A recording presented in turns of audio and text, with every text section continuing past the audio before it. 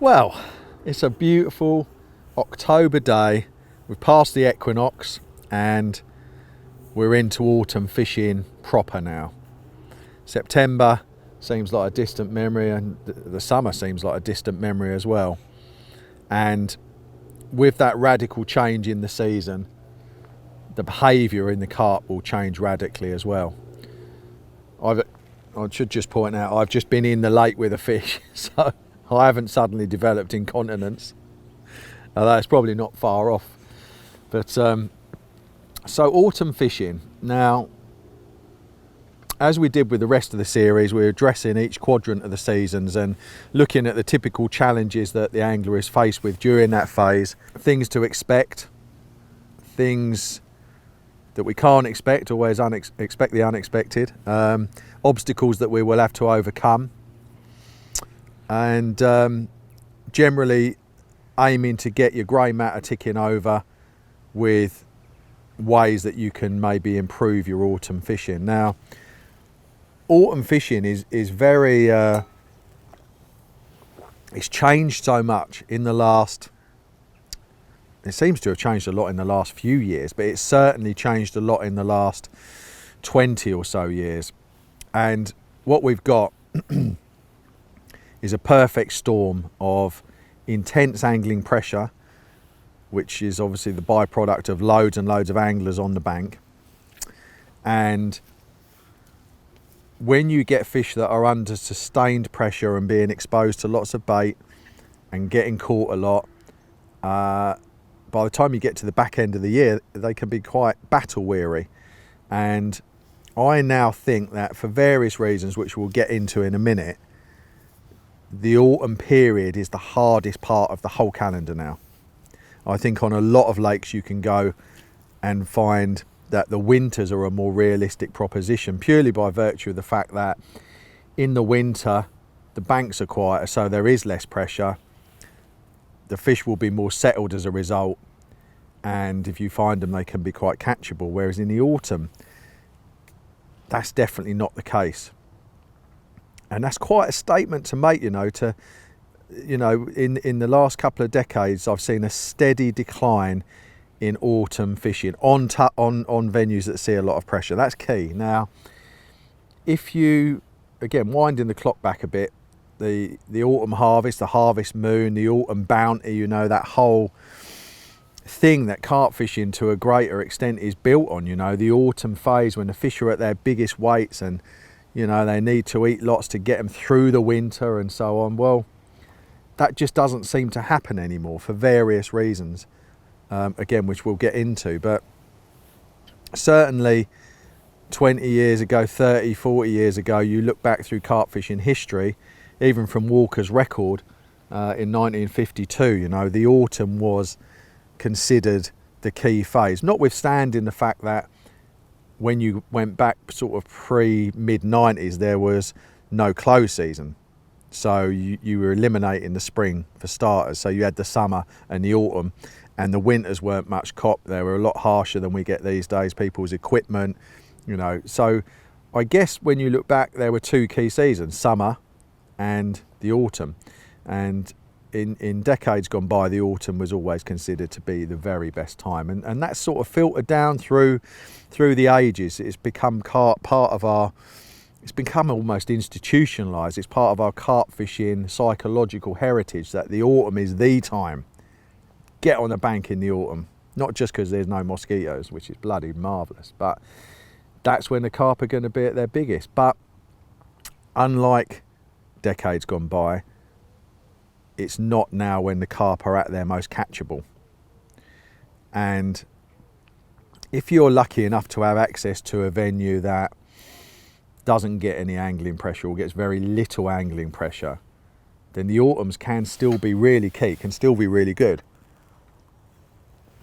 But when you look at lakes which get a lot of bait, a lot of angler footfall, and consequently usually quite a lot of captures, the autumns are absolutely granite hard these days. And it's something that I've come to learn the hard way, but I've seen it on a lot of hard circuit waters, whether it was the quarry when it was day ticket or Sandhurst, you know, fantastic waters, and I've seen them really, really punish predictable angling in the autumn phase. And as you probably gathered, I'm not big on predictable angling at any time, but do it in the autumn at your folly, because by the time we get to this stage, the carp have been under sustained angling pressure from March, certainly from April. That's a long time. On a lot of lakes, the amount of bait that has gone into the water column will be astronomical, which the byproduct of is that fish don't need, most years don't need to suddenly reclaim all their lost weight through spawning to get them through winter. On most lakes, the fish are, most years they're not doing a proper clear out. Actually, this year was a very, very good spawning year. You saw fish drop a lot of weight. But again, they put it back on very, very quickly, much more quickly than they used to, because of their exposure to big volumes of invariably good quality bait. So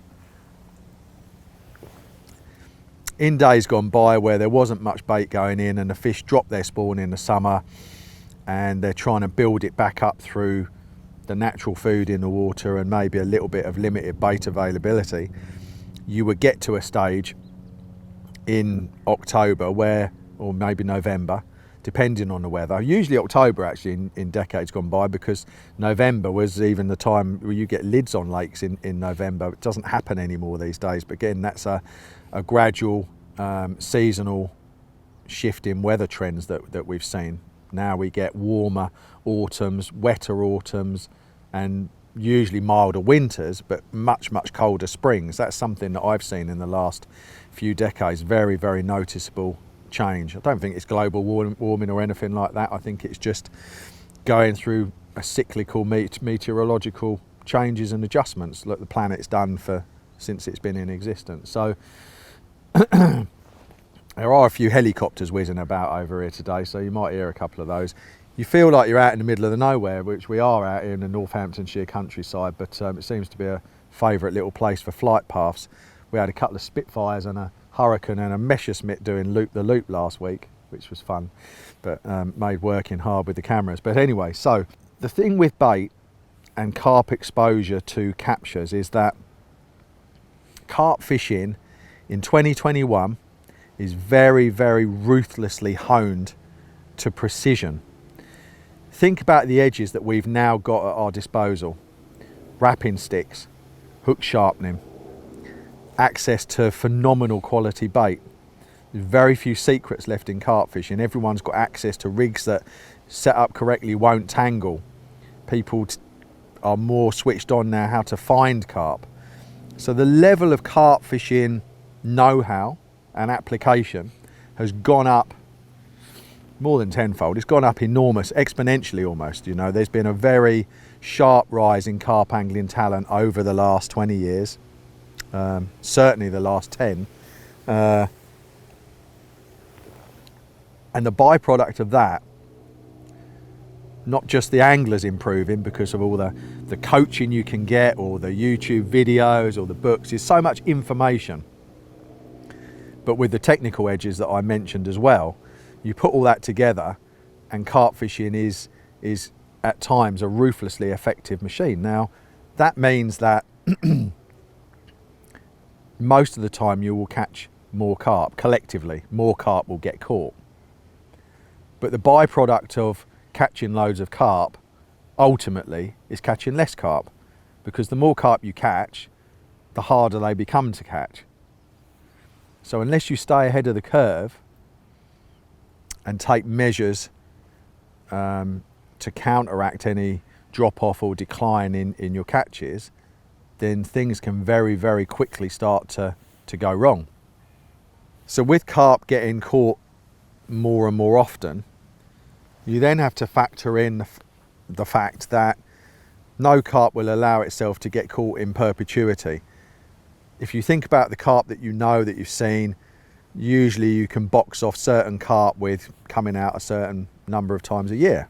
Might be a once a year fish, might be a once every 2 year fish, could be a 5 times a year fish. But very often those guidelines for numbers of captures and even the times of year that those captures will take place stand true. And it sort of means that now carp fishing has got more and more effective. Fish that were maybe a 3 times a year carp that might do a capture in the spring, one in the summer and one in the autumn 20 years ago, 10 years ago, now because of the ruthless effectiveness of the carp angling machine, those captures might all be accounted for by the beginning of June.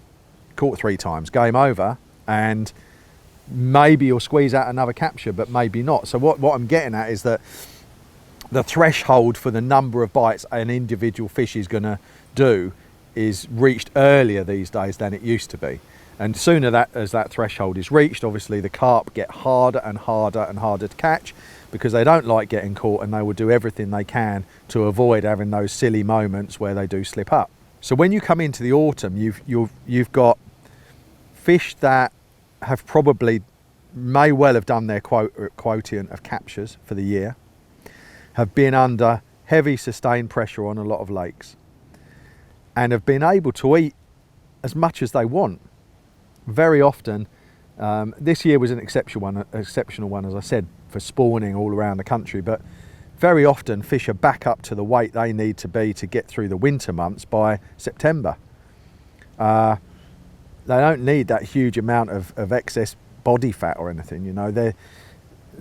Now I think it is a myth that they have to carry on munching and getting bigger and ballooning right up, you know. By the time it gets to September on most lakes, fish are at a comfortable weight that they need to be at. So that kind of rules out that crazy big October, November feed up. And that's one of the reasons why we're seeing that less and less and less these days. Now, when you look around nature at this time of year, you will see that nature has laid on a banquet for all of the huge variety of wildlife to feed on outside the lake. So you see berries, you'll see acorns, you'll see apples, all sorts of stuff, autumn fruits. And as I said, that's laid on so that nature can help all the animals get through the winter months. But the same is going on underneath the surface of the lake. A lot of people, I think, tend to think that fly hatches and the naturals and everything is in fast diminishment by the time it gets to this time of year. It's my belief that actually the opposite is true. It's the same under the surface of the lake as it is hanging on all the trees and being available for everything to feast on. So you're faced with carp that have been caught a lot. Even if they haven't been caught a lot, they've been exposed to a lot of pressure. They've had as much as they need in terms of food. There's so much bait going in. They've replaced their spawning weight by September, and you've got a profusion of natural food that's been laid on by Mother Nature coinciding at the same time to make the perfect storm. So the fish don't need to eat bait, A, because they're already at a good healthy weight to get through winter, but B, because now there is this huge surplus of natural food as well. They're very, very wary because they may have done their quotient of captures. And believe you me, they know the game. Now on lake, you know, if you're fortunate enough to have access to a lake that doesn't really see much angling pressure, it's different. And on lakes like that, I think you can still expect good autumn feed ups if they've not seen loads of pressure and they've not been exposed to lots and lots of bait. And usually on those sort of lakes, they're very, very good winter waters as well. Again, if the fish haven't been hammered and caught throughout the year, they could be more willing to give themselves up to a risk in January or February. And that's another reason why now the winters are so hard. It's a knock-on effect from concentrated, hardcore exposure to pressure through the spring and the summer months that you get this tail off. It's going to happen. So what we need to look at is how we can mitigate that tail off, that decline in results, to try and keep things in our favour. And to stay ahead of the curve with those things, there are several areas that we need to consider, and these would include bait and types of bait, They would include location, because that's very unpredictable at times, but I would say strangely it's becoming more predictable, which we're going to get onto in a moment. And also the fact that carp at this time of year become very, very nocturnal. Certainly on days like today, on most big fish waters, you'll be lucky to see a carp all day. Even first light isn't really a great time to find carp, even though for the preceding months throughout the angling calendar, it's all about first light. The earlier you get there, the more you're going to see. Now, in fact, we'll go there first while we're talking about it. So now, if you get to the lake in the autumn, October, November, very rarely will you see the fish very active in the mornings. Totally different to the summer months and indeed some of the spring months. The reason I think for that is because there has been a concerted change to nocturnal biased activity by the carp. And this applies to, I think, every water. Very few rules. There are very few rules in carp fishing, but I would say this is as close to being one. I would say as I think every water that I can think of that I've fished currently or in the last few years switches to nocturnal activity about when you get the equinox, and pretty much stays that way until March very often, and then you get that tick over into daytime activity in the spring.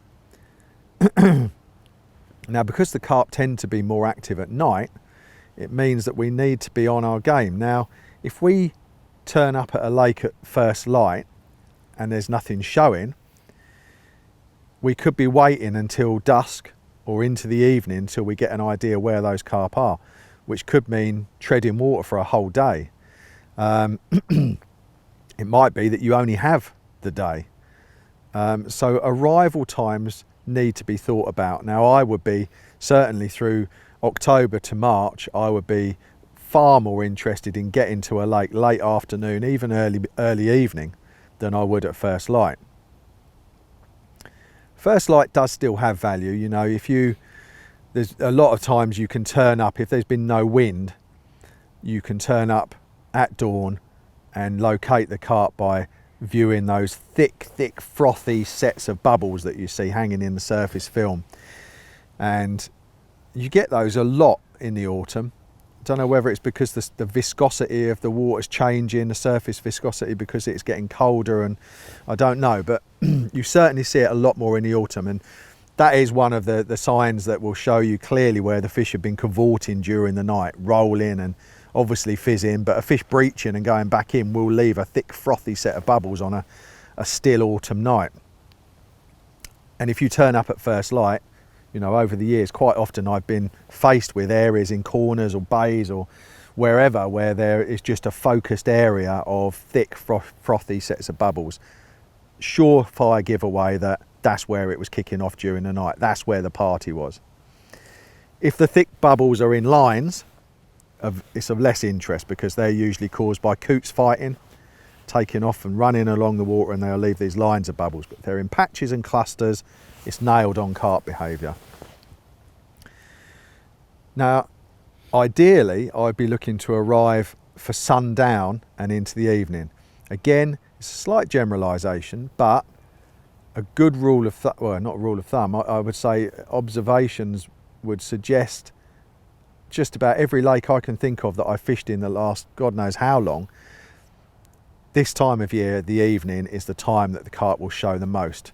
Could be just into dark, could be 8, 9, 10 o'clock in the evening, but most lakes they will show in the evening in the autumn, and indeed the winter, but obviously generally activity is slowing down by then. But finding carp in the autumn in the early part of the evening, maybe up to midnight, is a very effective way to start your trip and work out where the carp are.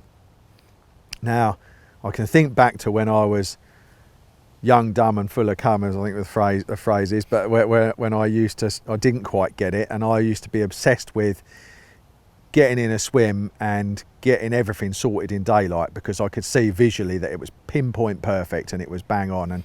And I used to get really stressed that I had to get it done before dark. Now, I would say my mindset is the complete and exact opposite. I'm wanting dark to envelop me, and I want to go hunting in the dark. I want to walk around. And now, I would say a great bit, you know, if you can get down to the lake in the evening, at 8 o'clock in the evening, and start your session then, you probably, on a lot of lakes, you will be able to find the carp. And if it's midweek, you'll probably be able to get on them as well. I think that whole location thing, once you get your head around it, it's why would you want to be setting up perfectly with pinpoint precision in the daylight where you might not have seen a carp, compared to casting out in the dark where there's 50 carp rolling about. You know, it's a no-brainer. And being prepared or having the mindset that, yeah, I'm going to cast out in the dark, it's not a problem. Once you reach that, it becomes a potent weapon in itself. In fact, I had a very lucrative winter last year, and the winter in fact, the last few winters have been good ones. And certainly last winter, I can say hand on heart that every single carp that I caught, big or small, came on a cast that was done in the dark. So, you know, that's quite telling. I think one thing I would mention is obviously how your rig enters into the water is really, really important. And watching the rig go through the air and then stopping the cast just before it hits the water so it goes in lovely and it's not tangled and it's fully extended is precluded because of the darkness. So what I tend to do, if it's up to 40 yards or so, sometimes I can do it by judgment pretty well. But usually, if I find fish, I will then posit the question in my own mind, how far out are those carp? It might be that I'll say 80 yards, for example. Okay, so I've stood there and I'm listening to carp. I think they're about 80 yards out. Might even be able to see the odd slosh in the moonlight. And then I'll wrap out 3 rods, one at 19, one at 20, one at 21. Send them out to the clips, feel them down to the bottom. And that just seems to work pretty much everywhere. The only time I think that probably wouldn't work is if you literally had top to bottom weed and you couldn't get a drop.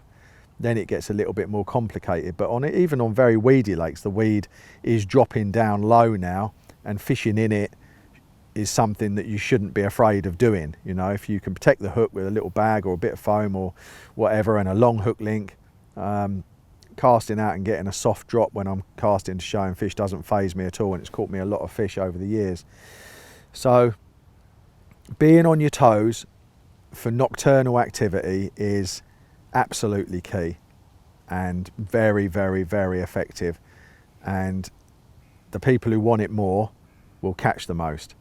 And a lot of people, you know, I know real life means overnighters, you know, during the week when people are working the next morning and so on. And that can be perhaps a bit soul destroying. You always feel like you're packing up at the wrong time and so on. But actually in the autumn, the activity is mostly at night.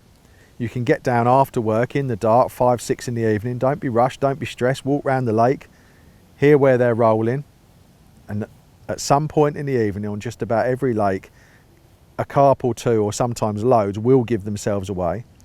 Getting yourself in the area, and you know, usually by the next morning, 7 o'clock or so, it's done and dusted anyway. You know, as the sun comes up and gets brighter and brighter, bite time is fast diminishing. So if you are someone that can only do overnighters, work nights, then, or fashionably quick overnighters, then it's a good time of year to do it, because your rods are all out through that good key bite time. After pressure, angling pressure, weather, and sometimes before it actually, weather obviously plays a very, very significant part in the daily life of the carp, and indeed the carp angler. When you get into the autumn months and you start to get that drop in water temperatures, so now it's the 6th, I think, of October, and the water temperatures will be getting down to about 13 degrees, which is a big drop. I mean, probably 3 weeks ago when we had some really strong warm sunshine, they would have been 5, 6 degrees higher than that. So in percentage terms, it's an enormous drop. And we're only 3 or 4 degrees away from dipping into single figures, which is when things really start to slow down a bit. So what does that mean in terms of the carp and what the carp are going to do? Well, carp are particularly older carp, and older carp usually means bigger carp, the ones we want to catch, tend to be, and I'm noticing this more and more often in the autumns and in the springs, they are becoming more and more solar powered. Carp are solar powered anyway because they're cold-blooded, but so whereas in the spring they will seek out areas of warmth, sunshine, not much wind to get their body temperatures up to what I call activated levels, you know, in preparation for spawning and so on. It's all about getting the body temperatures up to an operational level. In the autumn, it's the opposite that's happening. Well, the effect is the opposite, but the end objective is the same for the fish. So what I mean by that is that obviously the temperatures are falling away by day and by night. We're in single figures at night now, and the days are mid doubles. And the carp just wants one thing. It wants to stay warm. It wants to keep its body temperature up. So you get a similar reaction to the spring in terms of the fish seeking out areas that are slightly warmer than other areas. So less and less and less am I finding, and this again is a trend that I would see over the last few decades that's becoming more prevalent but isn't applicable to every water because there aren't really hard and fast rules, but this is a trend that I've definitely seen, that come this time of year, the carp are not seeking out those deep, silty trenches on the end of a 25-mile-an-hour southwesterly with white tops rolling over that is really chilling the water down. So the reason, obviously, I mean, a lot of the carp are kind of like, certainly the carp in this lake, they're like old ladies, you know, they're 30, 40 years old, maybe more than that, some of them. And I don't think they want to be on the end of a strong wind getting their skirts blown over their heads. It's just too boisterous. They want to be under a heat lamp in the bingo hall, sitting somewhere quiet, you know. And I think, you know, funnily enough, I was talking to my very good friend Simon Scott about this morning. And he's in France at the moment. And he's finding exactly the same thing on a big lake in France, on the end of the wind, where he's been fishing, all the small young stockfish. 35-acre pit, he's getting bites, nothing big, not seen anything big in the area. The other end of the pit, hundreds of yards away on the back of the wind, it's a new southwesterly, several hundred yards away on the back of the wind, the real big ones are getting caught. And it's the same here, it's the same on so many lakes that I've been going to over a long period of time, that in the autumn they don't want to be on the end of those winds. As I said, there are always exceptions to the rule, but it's definitely a trend that I'm seeing. They will, here for example, I mean, even, so here's one. So last October, it was probably the 3rd week of October, and it had cooled down a lot. I was doing a lap of the lake trying to find some fish. Hard, as I said earlier, to find fish during the day in the autumn because they just tend to disappear. Very hard to find. In the night it's a different game, but during the day it can be tricky. So I was doing a lap, and there's a swim in the corner of the lake, which is a noted summer warm weather area that they really like getting into. And I had a good look there in the summer regularly, but this time, 3rd week of October, I wasn't gonna, it didn't even really occur to me to get up the tree and look into this shallow water, which was all south facing and calm, because I'd fallen into the trap that everyone else had fallen into, that no, they'll be in the winter areas, not the summer areas. But as I walked around this bay, somehow I clumsily spooked a fish. There was an eruption like 10 yards out. I froze, dropped down low, backed off, got behind a bush, put my Polaroids on, got up a tree, and they were all there. The whole stock, pretty much 2 foot under the surface, on quite a cool October day. You know, it's 12 degrees or something, but It was in a south-facing corner. It was strong sunshine. Well, it was weak sunshine because it was October, but it was clear blue sky and strongest sunshine for that time of year. And the carp were making absolutely the most of those few degrees centigrade that they could get of sun. And it was another lesson learned. I moved in, fished that area and caught that night, really by pure luck, and I chastised myself afterwards for being so quick to walk round that corner like everyone else had and think, oh, I won't look in there, it's a summer zone. There's no such thing. So bear in mind that in these months, once you pass the equinox, and so if anyone that doesn't know what that is, that means when your period of darkness is the same time as your period of daylight, which is, we're about 12 and 12 at the moment. When you reach that, you should be prepared to find fish in little sun traps on the back of the wind as well, and generally just making the most of the warmth, exactly as they do in the spring. Younger, fitter, maybe smaller fish maybe following the wind, so you could probably find fish on the end of the wind, but I'm talking really from a big carp application. Now, very often at this time of year I will get messages on social media to the line of, for example, now it's November or now it's October, should I be fishing the deep silty spots? And I can never answer the question without knowing the lake, because every lake is different and carp from lake to lake are different. I can think of lakes where right now, being up the deep end in inverted commas, fishing in the silt perhaps would work really well, but I can also think of other lakes where they tend to stay near to shallow ground throughout the whole autumn and indeed through the winter as well. So when it comes to location, there aren't any hard and fast rules, there are only guidelines. As we touched on in the summer section of these films, if you have an area of thick weed that isn't really dropping off in the autumn, then that would be a very, very, very good starting point indeed. Weed through any phase of the year, wherever the weed is thickest, is very often where the carp will be found as well. So the only way to be really sure you've got your location nailed on is by seeing what I call carp flesh. So you want to see a fish of some description. But if it's flat calm, you may be able to find them by fizzing. You may be able to find them by watching the bird activity. We've done a video in this series on watercraft, so I advise you to check that out. There's loads of tips and information in that on how to find carp at all times of year. I would say, all things being equal, on every lake I've ever been to, get to the lake in the late afternoon and spend all your energy into the evening finding out where they are and getting as close to them as you can and fishing for them with something that is not predictable, something that's a bit left of field. Now, bait is, after location, is of course the area that we have to get right. There are no places for cutting corners when it comes to bait any time of year, and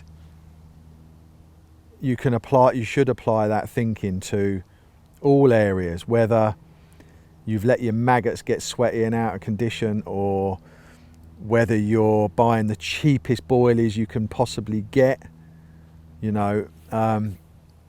Always remember, if you cut corners with bait, if that fish that you're after is not prepared to open its mouth, that's all it has to do, then you're not going to catch it. When you put it in simplistic black and white terms like that, it's quite a sobering thought. Yeah, actually, he's got to open his mouth, he's got to want it. And if it is not as good a quality bait as I could be offering, then the whole thing, the whole castle is built on sand, isn't it? The sort of bait that will work in the autumn is, and the way we bait is critical. Now, the majority of lakes that I've fished in the autumn over the last long time, as you can see on my Father Christmas beard, I would say that by the time it gets to this time of year, the fish are usually not really switched on to boilies. They've been hammered on them all year. more often than not, and they're starting to get very, very wary of little round balls. So faced with that, what do? They're not only that, they're usually wary of big baited areas, and again, going back to the perfect storm that I mentioned earlier, you've got loads of natural food, fish that have been heavily pressured all year, fish that have probably done their quotient of captures, and just at that moment you get all the anglers turning up with a gung-ho attitude. Hey, it's autumn, let's give them loads of bait.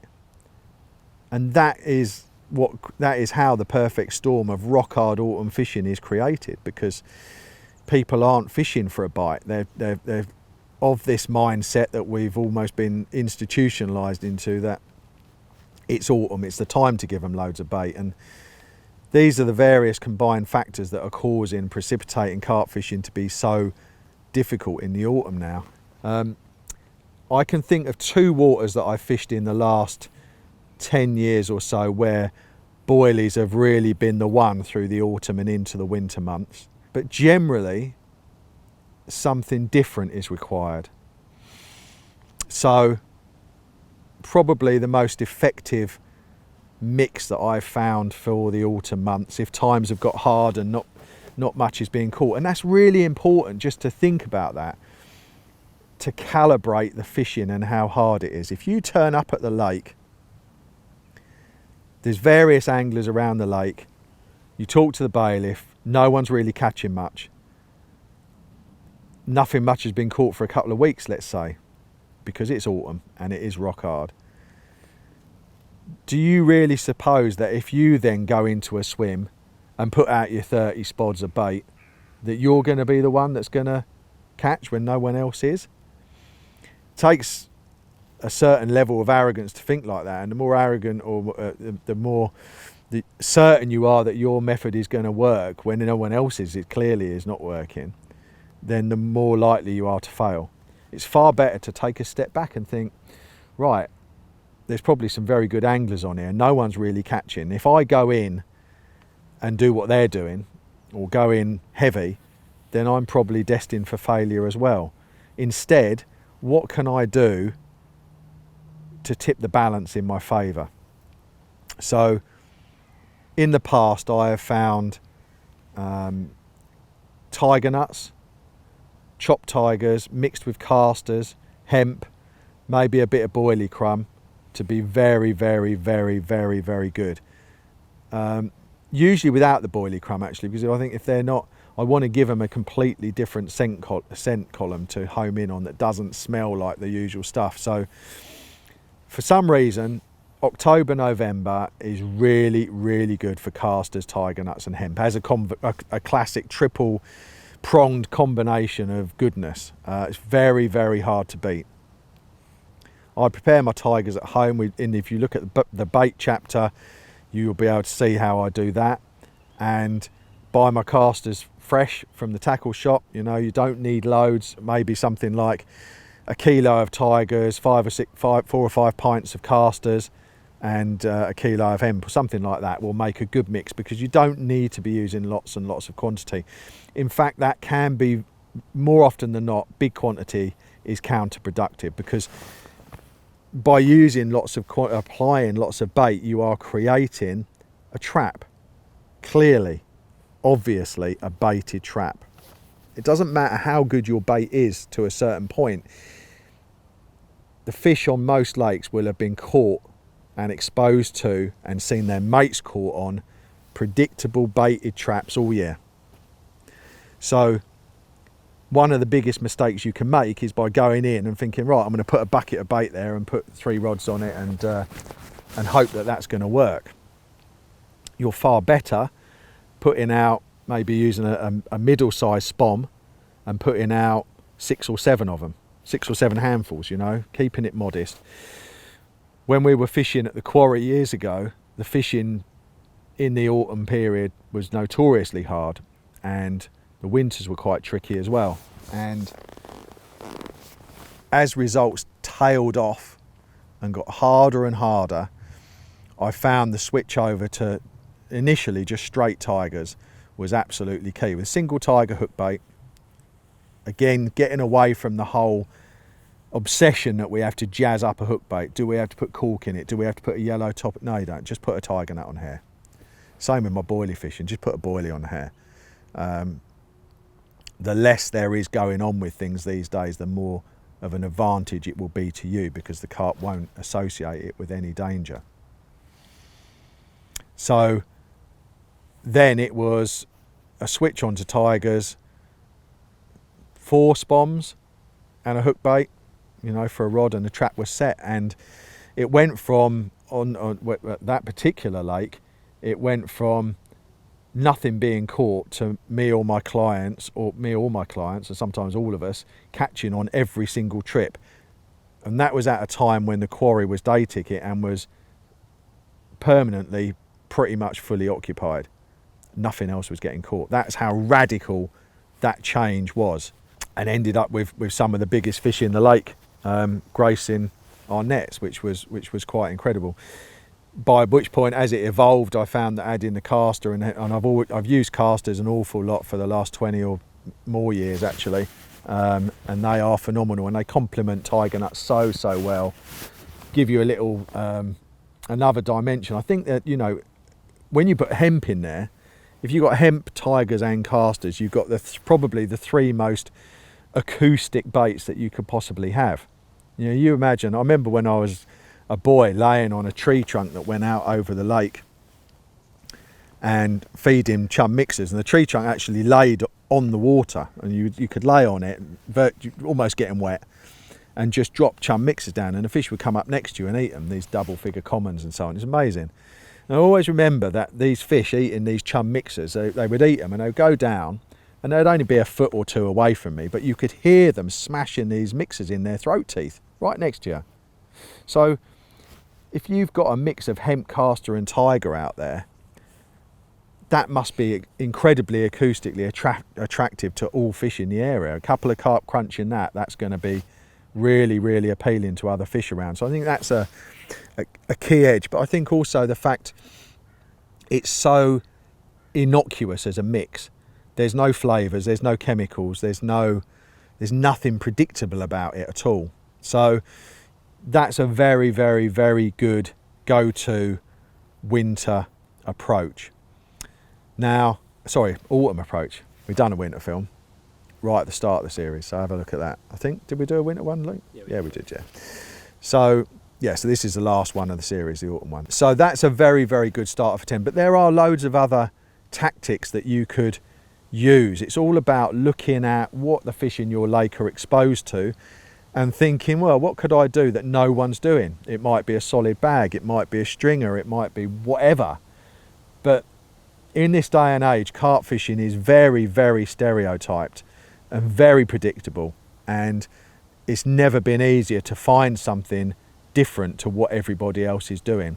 And if you give the fish something that nobody else is doing and put it in the right spot, then you'll catch them off guard, and that is to your consummate advantage. Some lakes, as I said, over the years, you know, there have been a few that I've come across, usually with older, bigger fish, they have shown a real preference for boilies. Maybe because they recognise the fact that everything is in these boilies that they possibly could need, I don't know. But it shouldn't be ruled out. Now, if your water has perhaps been a particle water dominated through the summer, big patches of particle and corn and hemp and pellet and all that, and they haven't seen too many boilies, then switching to boilies in the autumn can absolutely be a leveller.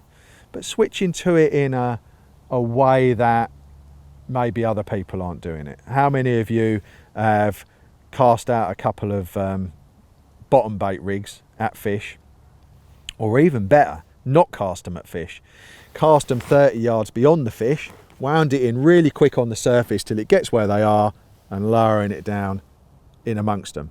No splash, nothing. You know, it's like a stealth delivery by a bait boat, that. So it's something that most of us have been doing for a long time, but it's still an edge today, on especially on pressured waters. But then, having done that, baiting it with the catapult, a what? You know, and just You don't need to be wrapped up in spomming, no pun intended, in spomming and doing all of that. Yes, that's an edge and a weapon if you're using tigers, hempen casters. That's how you need to get it in. But using a boilie and a catapult, or a catapult and boilies, and fishing bottom bait rigs with no jazzy fandango, right now is a big edge in carp fishing. Throwing sticks, again, they're making a bit of a resurgence, but if you can identify a loophole in your lake, i.e. everyone's spomming, probably using particle and pellet and such like, then you may well find that your fish will be very catchable through the winter months, so the autumn months and into the winter. So last few winters now, I've been using the forerunner, the prototypes, the test version, and then finally the market version of Manila Active. You guys probably know my belief in bait and how much I value the sticky range. Again, we've done a whole chapter on bait, so if you haven't seen that, check that out. But you couldn't have, in my opinion, a better boilie for fishing in small quantities in colder weather than Manila Active. Or krill active. I mean, I will continue using the krill usually till the end of November. Some waters you might identify the fish have a sweet tooth. Sometimes commons can go for a sweeter bait, but anyway, the active baits just dissolve with this halo of powders around them and milks and everything, and it just means that you need very, very few to create something that's not only eminently attractive, but it's totally visually different, because when that paste melts down, it doesn't even look like a boilie laying on the bottom. You try getting one or two and dropping them in water, it's quite remarkable. So again, boilie fishing has got a big role to play in certain waters in the autumn. But again, I would say keep the quantities lean. Don't fall into the mind trap of thinking that you need a Ronnie rig and a stiff boom and a bright pop-up over the top, because then you are just reverting back to square one, which is where everyone else is, and you will not be maximising your potential, in my opinion. If you can just rein yourself in and forget all of the marketing brainwashing almost that's gone on into convincing everyone that their hook bait has to be going, here I am, I'm over here, and actually it's just whispering quietly and seductively with natural signals. It's a blended in colour, much more likely to trick a wary fish, and probably an older fish, because younger fish are more sight orientated as feeders. The older the fish get, the more they use their olfactory senses of smell and taste.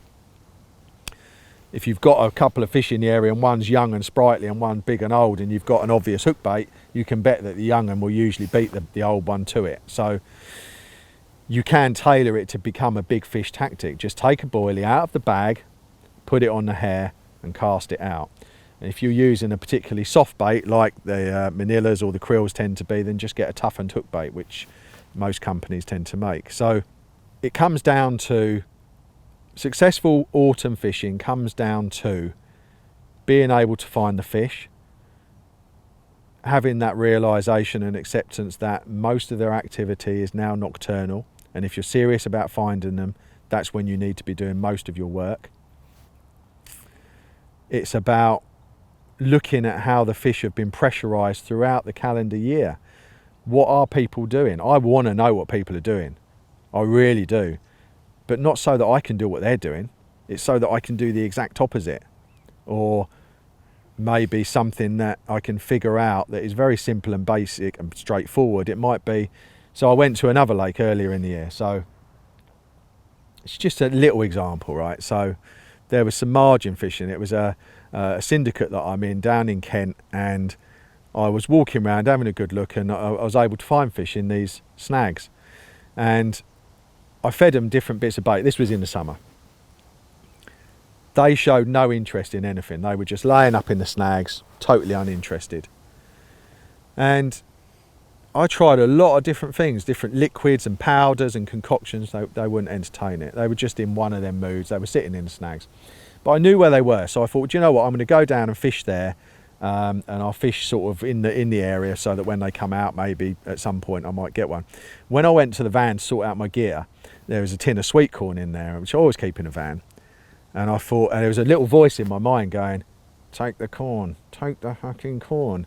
And another voice in my head was going, they ain't going to eat corn, mate. You've just given them the best of the best options and they're not interested in eating. But the voice that was going, take the corn, was the one that I eventually heeded. And I picked it up, put it on the barrow, went down to the swim. You can guess what's going to happen. Went into the back of this snag. Oh, I parked the barrow and there's this voices back in my head going, put a bit in.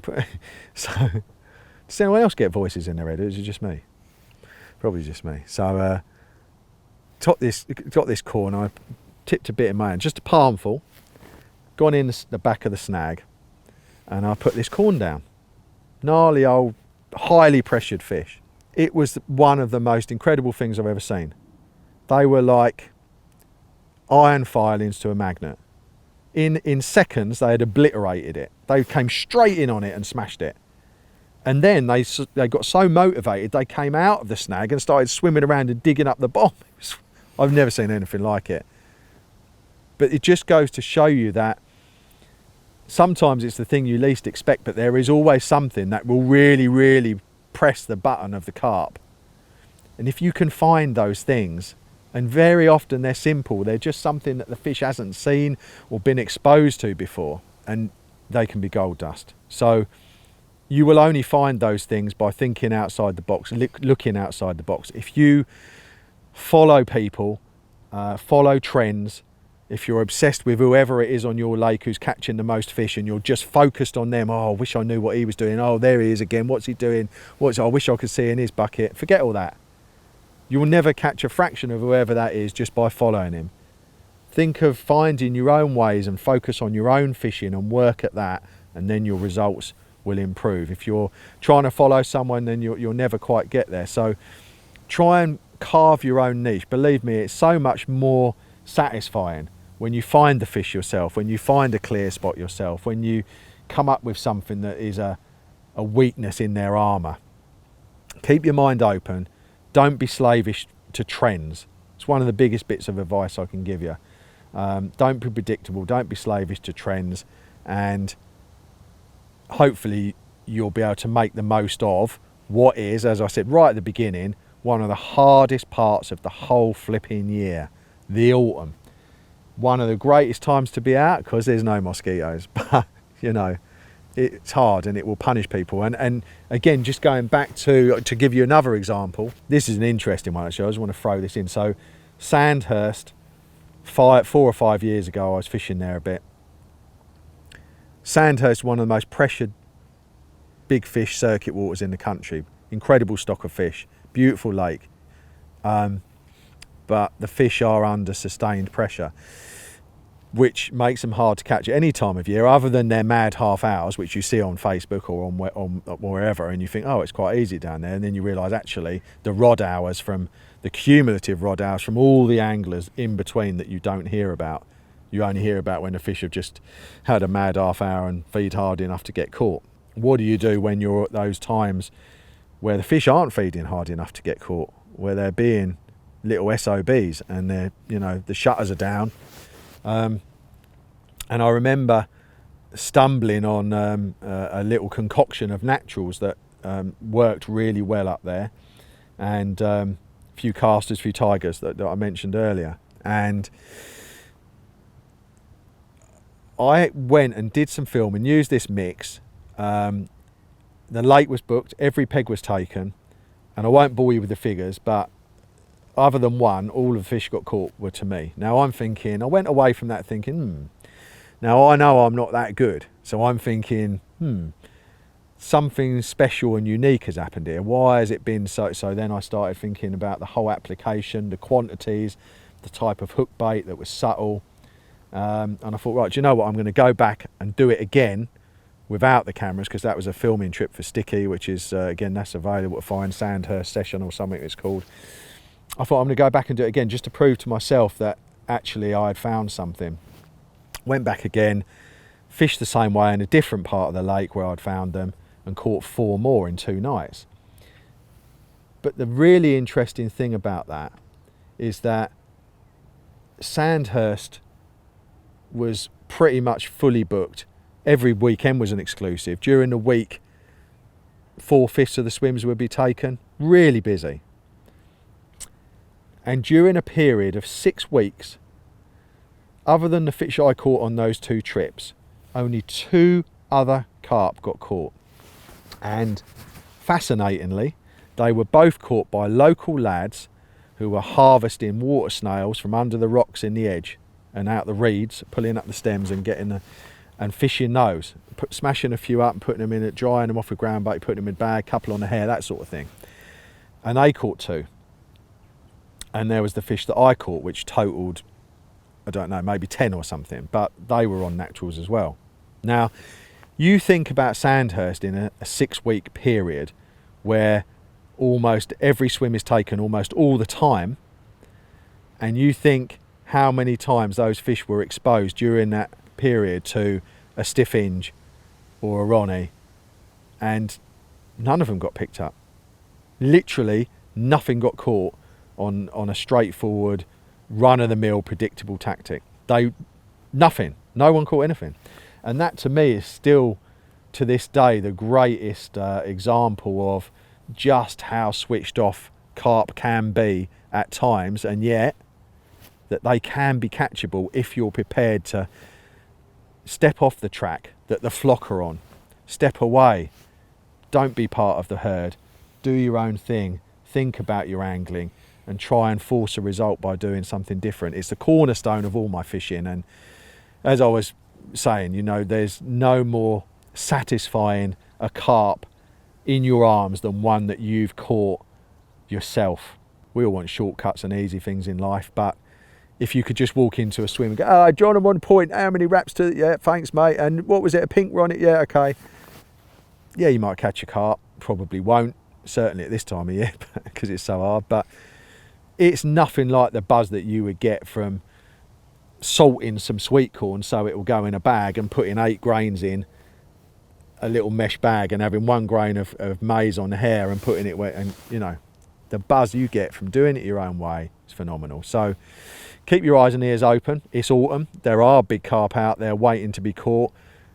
Be on your game in the evenings if you're really serious about things. Think about your bait application, and hopefully you'll be able to squeeze a few extra captures out of the back end of the season that wouldn't have otherwise have come your way. Really hope you've enjoyed this series. I'm going to wrap it up now. My voice is just starting to dry up on me. I'm going to get myself packed up and get home. I fished last night, caught an incredible carp this morning by doing exactly what I've been just advocating to you guys, fishing my dreams actually. So I'm going to go home and dream about that. And in the meantime, thanks very, very much for watching. Hope you've enjoyed the series, and look out for more material, because me and my buddy Luke behind the camera, the genius behind the lens, will be out doing more stuff, in-session stuff, and so on, that will be coming up with the series as we move forward. But this is the last instalment in our seasonal view of things. Hope you've enjoyed it. Hope you've can put it to some use, or have put the other seasons to good use. Caught yourself some fish, got you thinking, hopefully, and hopefully you've enjoyed watching. Thanks a lot, and we'll see you again soon.